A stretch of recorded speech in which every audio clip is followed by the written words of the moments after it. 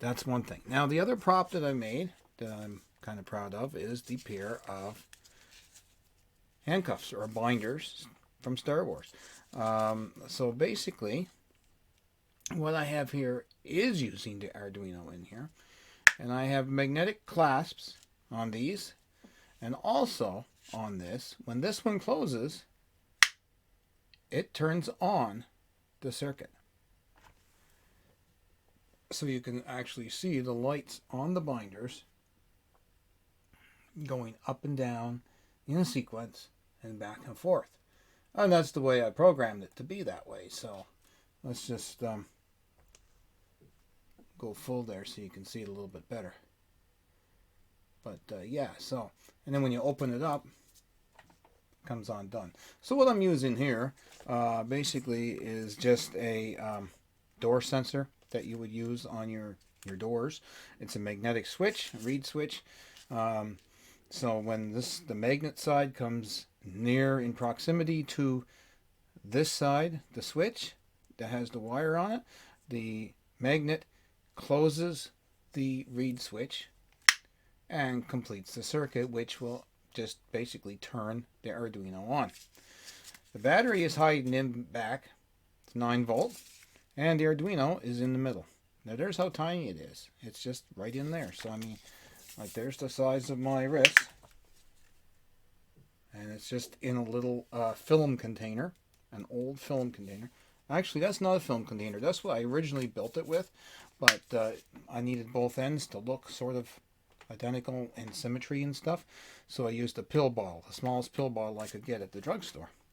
And they were pretty good about it. I just went up and asked them for one that I was going to make a model with it. And yeah, no problem. So this is the wire to the switch. And here is the Arduino itself. Right there.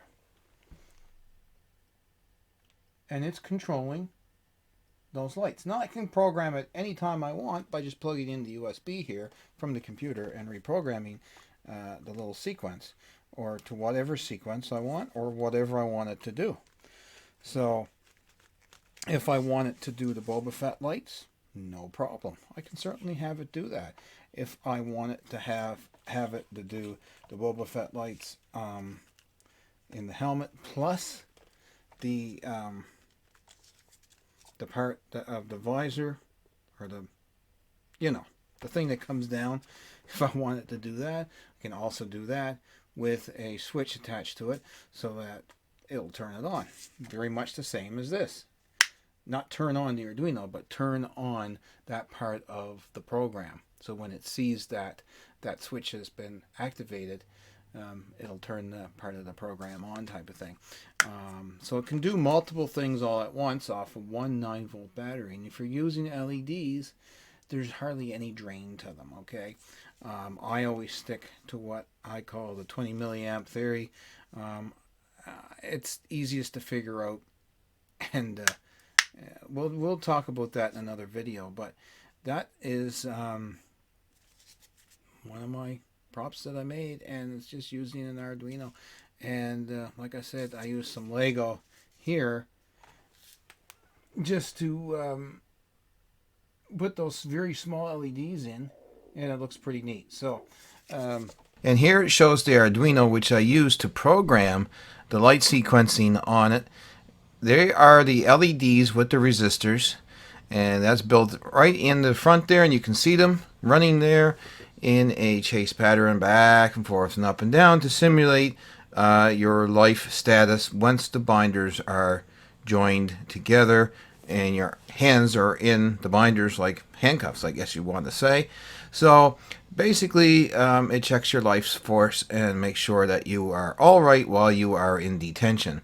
Some EVA foam blocks on the outside, and two of them which I encapsulated the LEDs.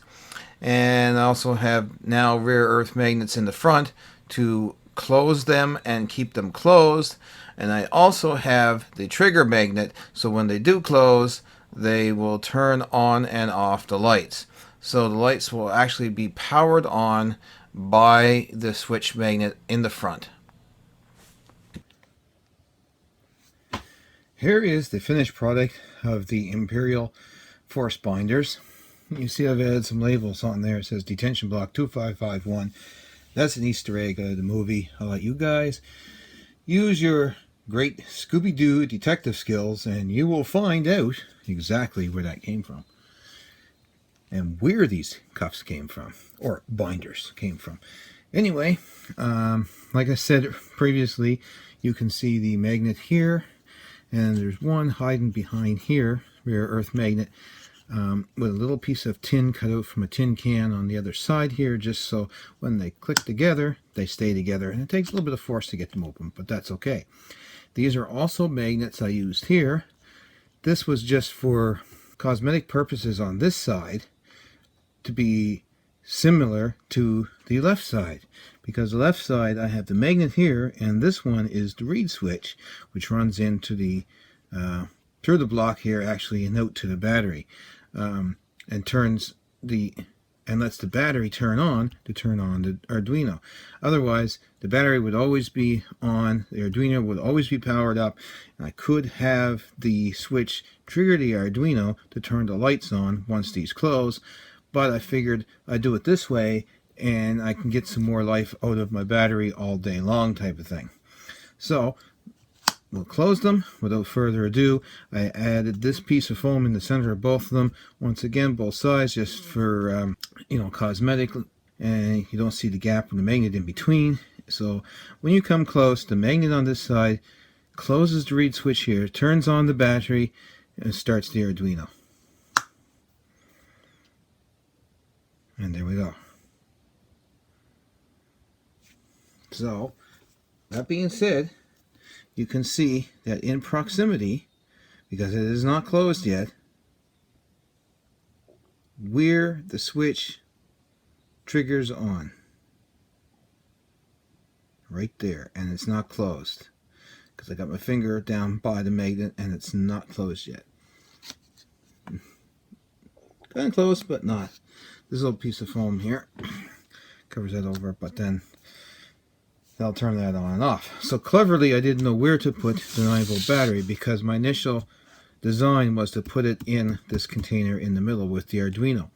But when I added all the wires onto the Arduino, it caused me a headache because there wasn't that much room in there to add the battery. If I went bigger, then things just didn't look in proportion in the middle here. So what I decided to do was put the battery pack on the back. So then I had to make a little battery holder, just out of some craft foam, just fits it in nice and snug. Make a little top on there, glued that on with a little strap around the side, just to keep the battery intact. Made it out of white, so you don't notice it. It could have came up the sides a little more, but it's okay, it's in the back side of it anyway. That's about it. If you're wondering what this centerpiece is, it is a pill bottle, and one end of it, which is, I'm going to say this end, it is not glued on. This is a top off a second pill bottle of the same, glued on to the bottom, just to give similar ends. And I wanted a pill bottle. Now these are bolted on through each side. Now I wanted a pill bottle so I can do this with it. Turn it, pop it open, get into the circuit in the Arduino right there. It's the USB port to program it, so if I want a different light sequence or upgrade it, I can certainly do it right there. Now you can see there is room in there, and the battery will fit in there, but with all those wires in there, it won't on this one. So that is okay. It would have if the wires weren't in there, but kind of need the wires. So we're just gonna stick it back together there, and there we go. But that was, like I said, my initial plan, so that I could get in there, have the battery in there, reprogram it, and do everything just off the whim right there, and you wouldn't see it outside. It's okay. It's sort of a prototype.